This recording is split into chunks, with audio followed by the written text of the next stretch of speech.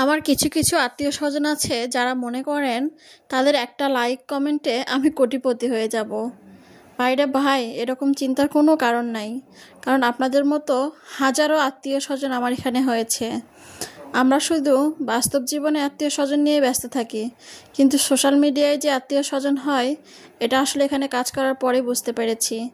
এখানে অনেক ভাইয়া আপুরা আছে যারা প্রতিনিয়ত অনেক সুন্দর সুন্দর কমেন্ট করে আমাদের উৎসাহ করে। আপনাদের ওই দু একটা কমেন্টে বা রিয়াক্টে আমাদের কোনো কিছু যায় আসে না। আপনারা তো শুধু পারেন পিছন থেকে কথা শোনাতে এবং সেই কথাগুলো আমাদের হেড অফিস পর্যন্ত পৌঁছাতে। তো যাই হোক, আজ আমি দুপুরে অনেক মজা করে খেয়েছিলাম। আজ দুপুরের খাবারে ছিল মূলা, আলু, বেগুন এবং ধুন্দল দিয়ে শোল মাছের একটা ঝোল, আর ছিল হচ্ছে ছোট মাছের চচ্চড়ি, আর ছিল মুরগির মাংস আলু দিয়ে একটা পাতলা ঝোল। তো আমার খাবারের ভিডিও সচরাচর করা হয় না, ভাবলাম এরকম একটা ভিডিও আপনাদের সাথে শেয়ার করাই যায়।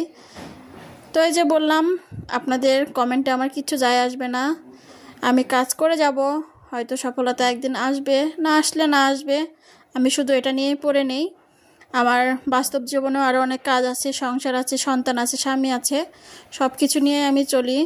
আমার ওই আপনাদের কমেন্টের যায় আসে না।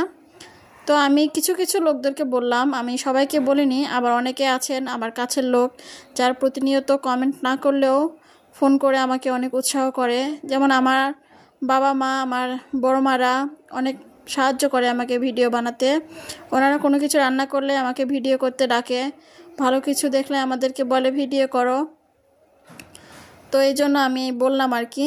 তো যে আমি মনে করি খাবার হচ্ছে মনের তৃপ্তি। আপনি হচ্ছে পেট ভরার জন্য খেলেন, এতে করে কিন্তু আপনার পেটটা খুব একটা ভরবে না, কিন্তু আপনি যদি তৃপ্তি করে খান অবশ্যই আপনার মনও ভরবে, পেটও ভরবে। তো আমার এই ভিডিওর কেমন লাগলো জানাবেন। ধন্যবাদ সবাইকে।